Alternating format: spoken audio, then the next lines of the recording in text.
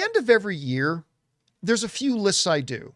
My best movies of the year, my worst movies of the year, my most anticipated of the coming year. So we've already done we've already done our most anticipated, and I've already done the worst. I'm going to do the best films of the year next week, once we get closer to the end of the year. So I'll do that next week sometime. But a list I don't often do, hardly ever actually, is what are my favorite shows of the year? Now, we do talk about TV and streaming on this show, but I like to focus more on the actual movies, but still, I've never really done a list at the end of the year of my favorite shows of the year. So I thought I would do that today. I'm going to give you my 5 best shows of 2025. Now, I'll give you guys a minute to throw in some of your guesses as to what might be on my list. I see, let me see. One of you guys are saying The Penguin. Some of you guys are saying Welcome to Derry. Some of you guys are saying Pitt. Shogun wasn't 2025, my friends. Shogun wasn't 2025. So there's some of your guesses. Let me just bring up a piece. Let's see. I just want to make sure I got this one little piece of data correct before I do anything else. So, a lot of different guesses, but I'm going to give you my top 5. Now, I'm going to let you know that my top 5 are in no particular order, okay? Except for number 1.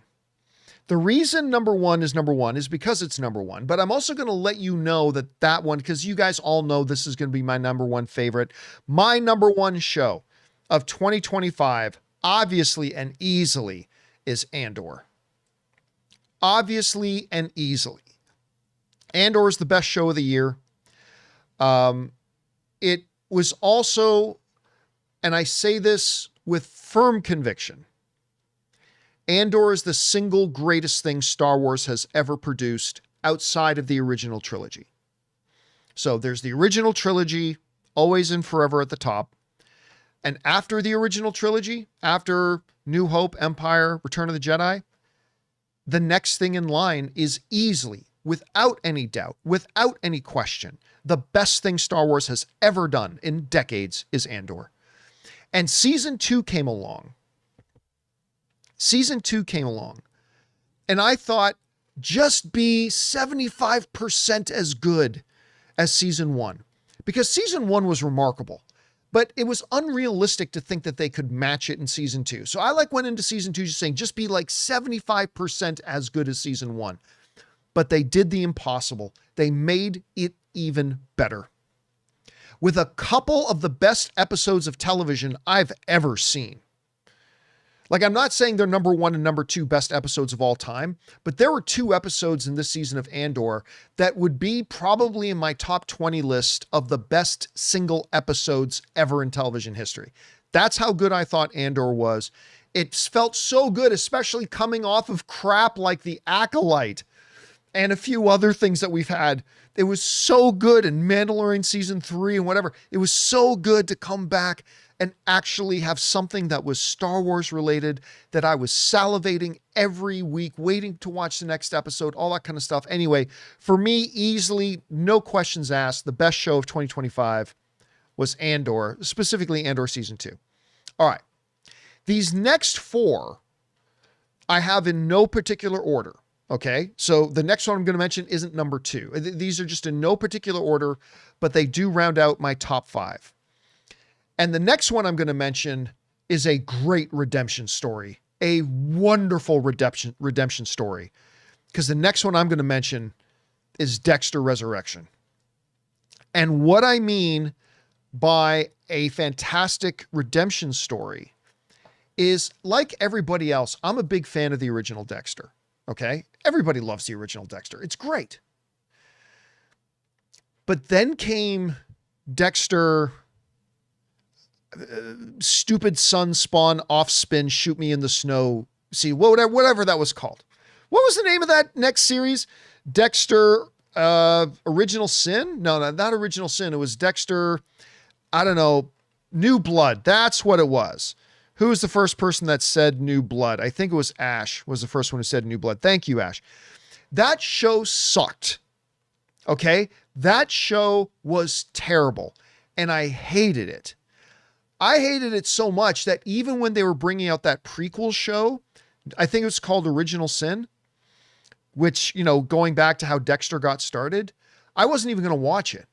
And it was only because a whole bunch of you guys told me it was good that I decided to give it a shot. And you know what? It was really solid. It was a really good show. I enjoyed it. Not as good as the original series, granted, but it at least gave me some hope for Dexter Resurrection, because we knew they were bringing it back.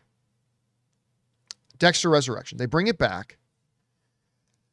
And guys, after watching one episode, I felt like I was watching Dexter again. Like New Blood or whatever is called, Jerk Off in the Snow, whatever. That just completely derailed. I never once felt like I was watching Dexter.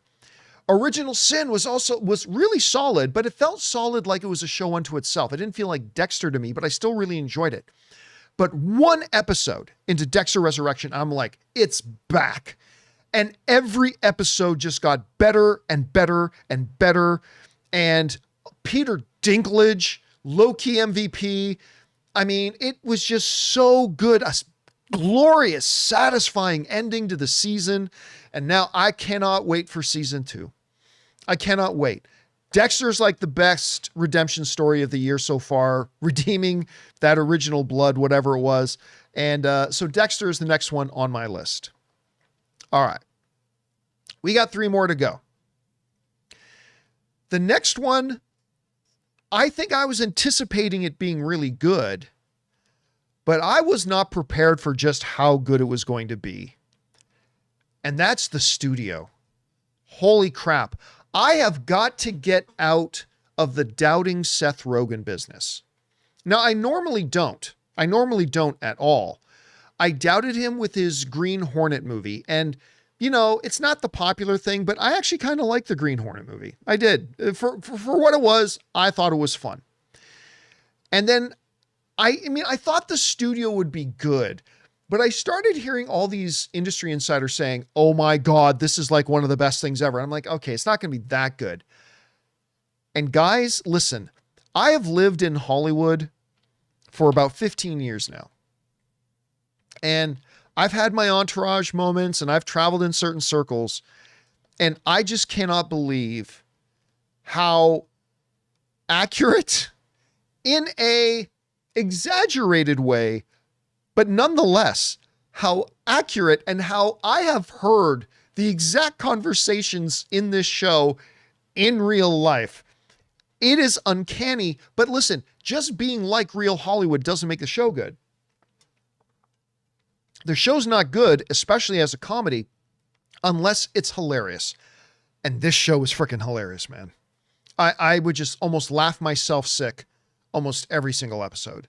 I loved it. It was an amazing kind of meta experience watching it. I expected to enjoy it. I didn't think I would love it this much. So The Studio, I should say, is on my top 5 list of best shows of the year. All right. Next one up. A show that I honestly thought was a bad idea. And I remember saying, maybe even on my own show a year and a half ago or something, is like, who cares about this? Who cares about a prequel to It? And you know what? Oh my God. First of all, the very first episode of Welcome to Derry comes out. I'm like, all right, I'll give this a shot. Let's give it a shot. And in the very first episode, I'm like, oh my God, what the hell are they doing? How can they put this on television? If you've seen the show, you know what I'm talking about. They just did some of the most bat crap crazy, gory, horrific, horrifying, nightmare-inducing things in the first episode that just kind of set the stage. And it never let up. It gave us great character development. It built out the mythology well.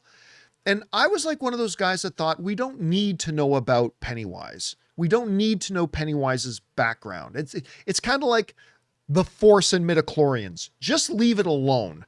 We don't need to know about midichlorians. We just, it's the Force.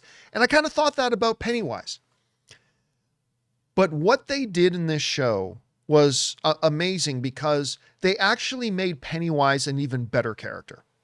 They made him a more interesting character. Instead of ruining the mystique of the character by going into his background, they enhanced the character by going into its background. And they well expanded the mythology. And again, none of that would matter if it wasn't still a good story. And they made a really good story. I love the kids in it were great. Richie dying is like one of the, oh my God kind of things.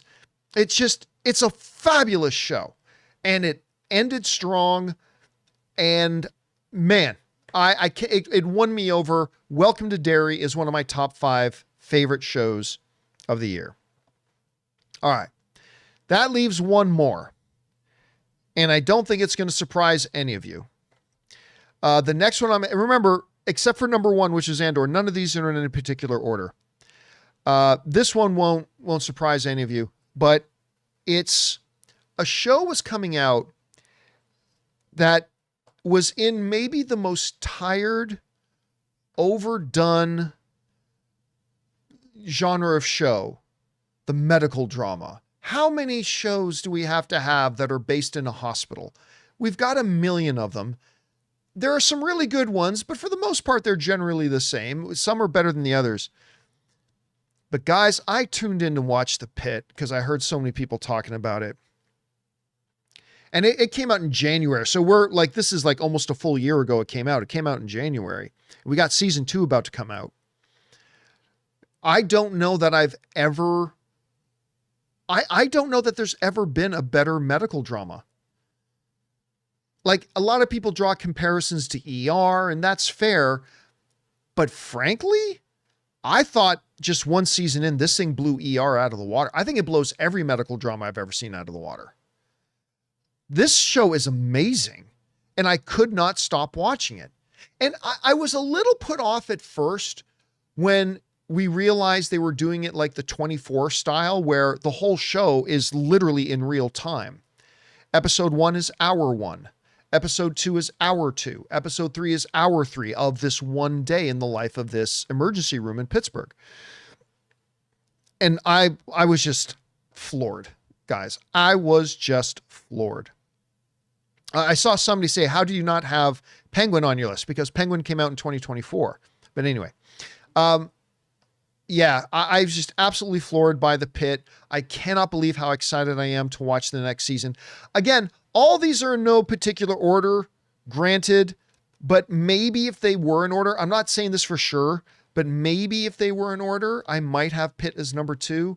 It was just that good. I couldn't believe it. And I'm not somebody who normally likes medical dramas, but there you have it. So once again, guys, my top 5 shows of the year at number 1, Andor. And then the next 4 in no particular order: Dexter Resurrection, The Studio, Welcome to Derry, and The Pit. And if you watched no other shows this year except those 5, I think you would have a very good time watching television this year. So there you have it, guys. My top 5 shows of the year. Question is for you. What were your 5 favorite shows of the year? Whatever they are, whether the same as mine, different than mine, go ahead and jump down into the comment section below and leave your thoughts there. Hey guys, thanks so much for watching this video. Make sure you like the video, leave a comment, and subscribe to our channel. And don't forget, we have a daily podcast called the John Campea Show podcast, available on Apple Podcasts, Spotify, or your favorite podcasting app of choice. Go and subscribe to it today so it'll be there when you need it.